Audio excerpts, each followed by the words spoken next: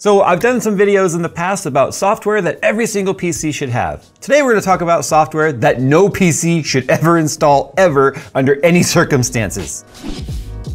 We interrupt this video to bring you a special message from iFixit. No, we interrupt this interruption with this interruption about new stuff from iFixit. Wish you had a new graphics card but inventory sucks? Fix the inventory problems with iFixit. Whoa, don't drop it. Can't fix that with iFixit. Just kidding, yes you can. Wish you could take iFixit with you anywhere but your pockets aren't big enough? Introducing the new More and the new Minnow. Take them with you anywhere. So get iFixit for your loved ones or just get them for yourself.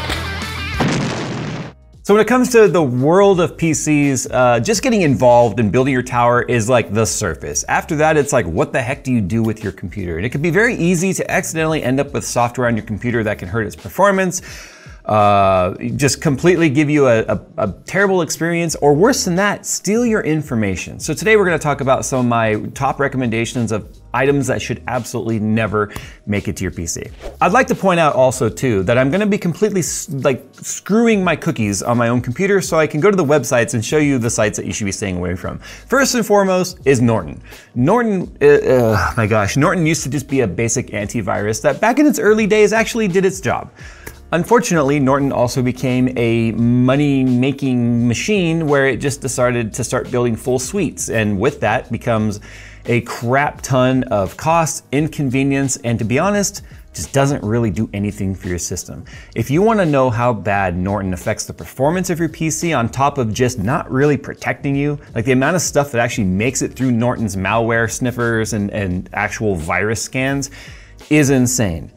But run a benchmark with Norton running, and then turn off Norton and run a benchmark, and you'd be surprised at absolutely how much resources Norton uses up. Of course, you can't mention Norton without mentioning Maffy. Actually, if you're ever bored, actually just look up the story of Maffy himself. That's actually his name. You're gonna find a story of and lavish vacations and stuff, capades, and it's actually, I think we had to probably mute some of those words as we went because of the algorithm. It's actually a made for TV type of story. But again, it's complete and utter garbage. And both of these programs slash suites also include now the latest craze, which is VPNs. So do yourself a favor. Absolutely positively never install Norton at all in your system. Fun fact, did you know that one of the latest scams and email phishing scams actually involves Norton and Maffy? Not officially, but because people are not running this software and they're deleting it from their systems as fast as they can, scammers know that if they send you an email saying, thank you for resubscribing with Norton, we've just charged your account $560 for your annual subscription or whatever it might be, and they put a phone number for you to call down there, guess what? You've just called in to a scam center who is now going to go through all the processes of trying to steal your information by phishing you to contact them by thinking you auto-renew with Norton. Fun fact, my mom actually fell for this. And they really are looking for people that are just not very versed in computers for these scans to work for. So if you have ever received one of those emails, just trash it. If you know you've never signed up for Norton, don't ever click on anything in your email. That's just a little safeguard to never click a link in your email from something you don't trust.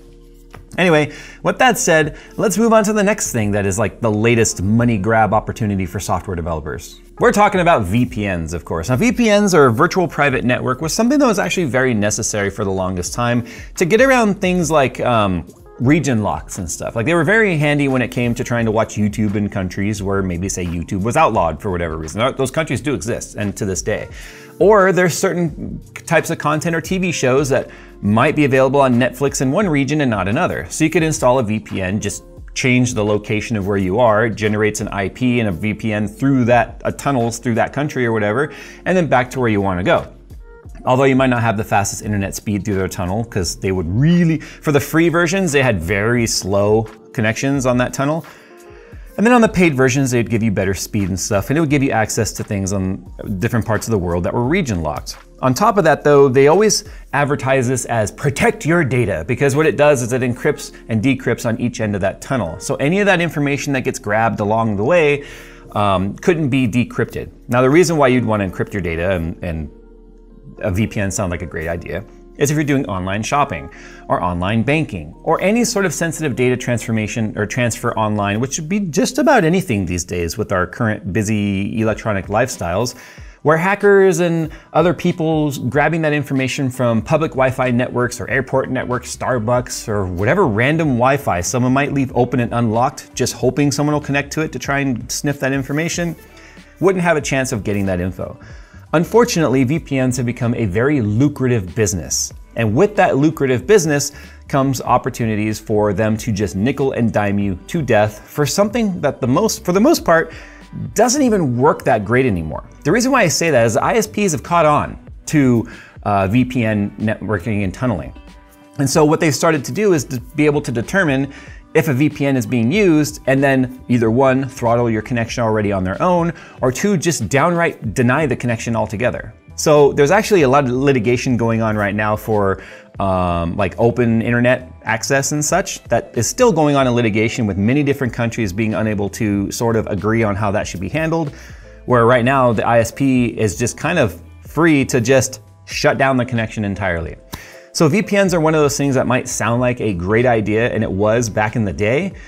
They're also another point of access for hackers, where hackers now are targeting VPNs to try and get as much data from that source and that tunnel on both ends as possible. And it's happened. NordVPN, who I have up right here, used to be a sponsor of ours way back in the day until they had a very egregious data loss that they tried to hide. It was one of those things that after they tried to hide it and it came to light that this would happen, it's been happening for years, I said, that's it. I can't trust NordVPN. I can't trust anything from them. I don't trust their VPNs.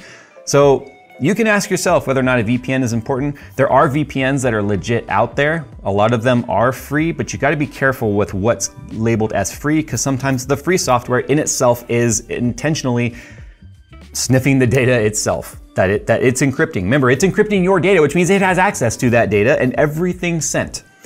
So it's also a money-making opportunity from them, or potentially even a identity theft opportunity for them. So it's one of those things where if you're on a public Wi-Fi, VPNs can seem like a smart idea, but do your research and really maybe watch some of those channels that focus on some of the software safety side to figure out which ones you can trust, especially if you're traveling through an airport or a public Wi-Fi. And if you're going to be on a public Wi-Fi, for God's sake, don't go to anything sensitive like website data, like logging into YouTube, your banking, all that sort of stuff. Do what you can to go in like incognito mode and stay as off the grid as you can. All right, so this next one, my gosh, we've even been approached by some of these brands and I just absolutely refuse to do it. It's any sort of shopping extension. Even Microsoft Edge has its own shopping extension. When you search shopping extension, it's the first thing that shows up because I'm on Edge right here. But Chrome has one, Amazon has one, Edge has one, Honey is probably the biggest one you guys have ever heard of. And what these are designed to do, you got Coopert right here. I think Temu even has one now. The point of these extensions is the fact that Creditful, I guess that's just a web link showing all of them. CNBC has even talked about 5 best browser extensions to save you money. The Penny Hoarder. The point of these extensions is supposed to be when you're shopping and you're about to check out on something, it checks the price of where you are and then cross-references the price with other known online shopping sources to see if it's cheaper anywhere else. Or you could say, hey, I'm interested in this, notify me when somewhere has it at its lowest price that's been seen in predetermined past time. So you could say like in the last 30 days, tell me where the lowest price is and then I can go and buy it direct through them.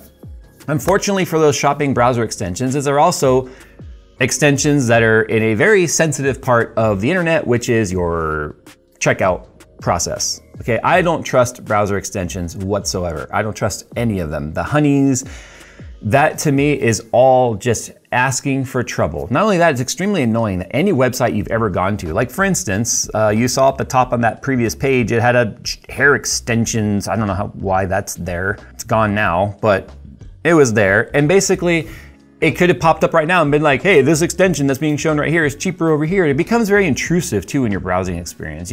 Like if you go to Amazon, like if you click on anything on Amazon, you click on the product page, it'll pop down with all this crap and it's super annoying. Yes, you can go into the extension, you can sort of tune how invasive it is, but it's extremely annoying. What I tend to do is if I'm going to buy something at a website, like for instance, I got a new company truck and I wanted to get an exhaust for it. And I went to the website where I knew I was gonna buy the exhaust. But then I just did a manual search for XYZ coupon code to see if there's any legit coupon codes. Now, unfortunately, a lot of these websites do have a lot of pop-ups, they do have a lot of cookie trackers and all this sort of stuff. So again, it kind of sucks to try and find the legitimate coupon sites out there, not to mention like 90% of the times they don't work. I have found ones that have worked that save me like 20% on purchases before, but I do it manually. I don't have a browser doing it for me. But I think this is another way to slow down your PCs, to just make your browser have pop-ups galore and just having your information sort of constantly tracked. And I'm the kind of person that does not like my stuff being tracked all the time. That being said, I do have a very vanilla version of Edge on this system right now that is tracking everything that I'm doing. So that sort of sucks. But never install any of those shopping extensions. Trust me, they are gonna be more annoying than they're ever gonna save you. And if you're actually shopping online enough to have it be worth it, to where you're saving lots and lots of money, might be time to like Dave Ramsey up or something and maybe change your shopping habits. Now that sort of segues me into the next portion here. It's almost like I have a train of thought on these, right? I talked about PC performance and browser performance with Edge extensions and shopping extensions going. Anything that's advertised as a PC performance booster, stay away from it. Stay as far away as you possibly can. They don't work. All they want to do is take your money and make you think something is working. In fact, I did a search right now on Google for PC performance booster, and look what the #1 result is on that. Norton.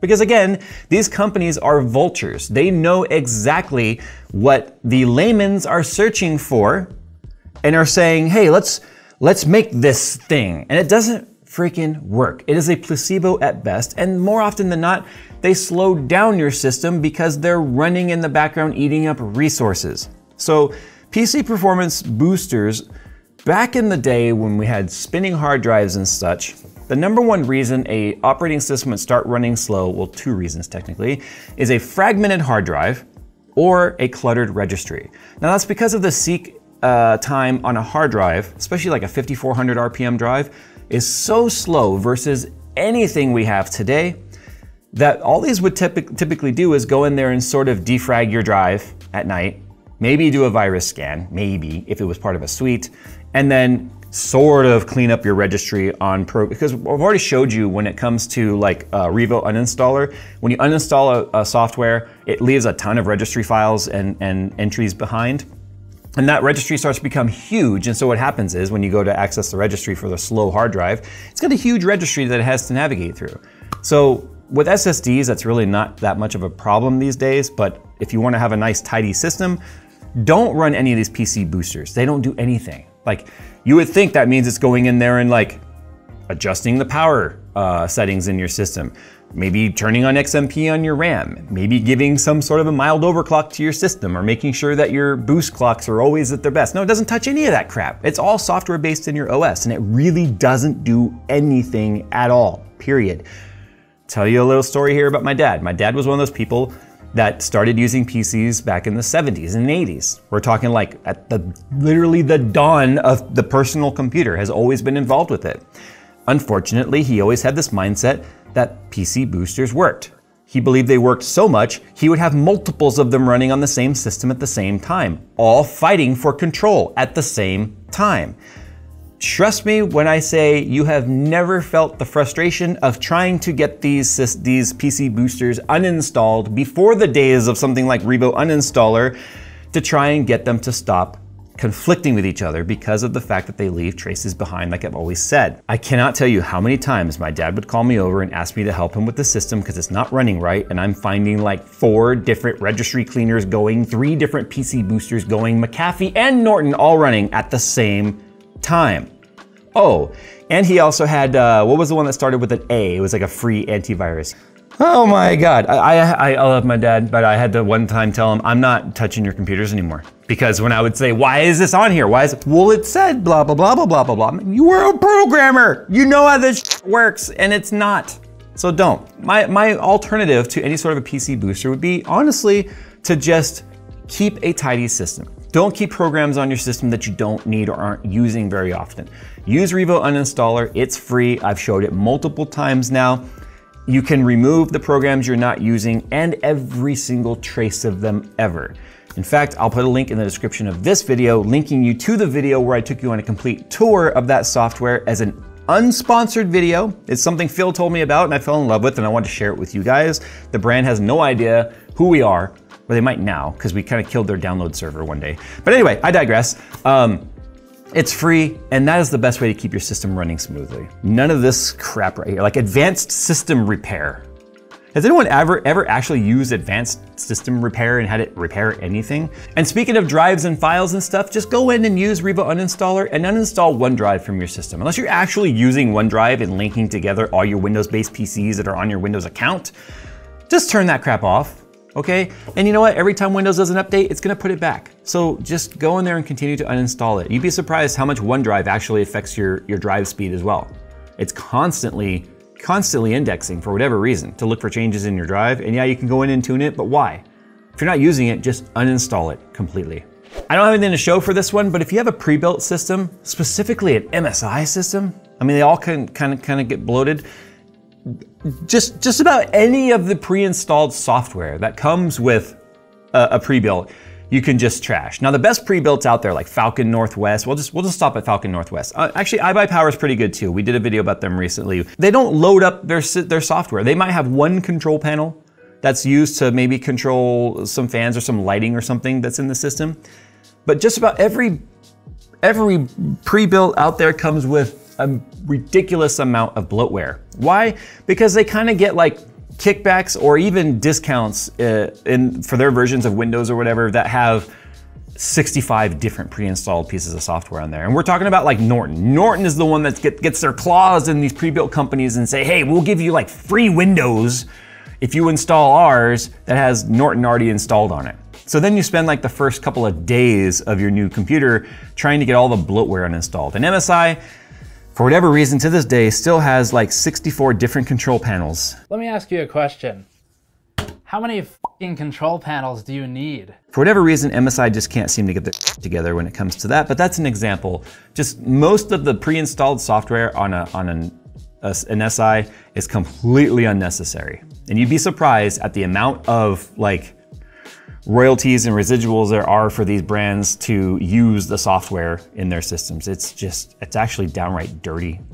But another honorable mention here before we get out of here is I know I've talked about software in this, and anytime I talk about software, the same discussion comes up every time, and that's like, well, I'm just gonna pirate whatever. Do you know how much stuff is included with the free program that you got that you maybe don't know is there, that is just literally, do you know why the old school viruses, and to this day still are called Trojans? It's because that virus walks its way in with the software you're installing right behind it. And just about every single, the Pirate Bay, you know, you've got all of your torrents and free torrents and stuff. You've got these pieces of software that are cracked so that you don't need to use keys and you don't have to activate them or anything. But you are asking for trouble with the amount of stuff that is going to be included without your knowledge in whatever game/OS. You know, I think the most common pirated piece of software out there is probably Adobe, to be honest. Besides Windows, probably Adobe, because Adobe is expensive and it's ridiculously expensive, and the subscription fees and all cloud-based stuff now. So people just pirate it, but you're asking for trouble if you don't trust the source. So I'm only putting this out there as somebody that doesn't pirate software personally. If you're going to pirate the software, know where it's coming from. And I didn't mention, like, I didn't give any alternatives to virus scanners because I think personally Windows Defender is good enough for 99% of the people out there. You need to have a way to at least verify that the stuff you're getting is clean, because more often than not, it's like going to a back alley in Vegas, doing some things you shouldn't do and going, I'm probably fine without protection. That's the thought you want to leave this video on? That's how dirty it can be, okay? The best way to not have to worry about wrapping your Jimmy is knowing where you're putting it is clean. Camera cut.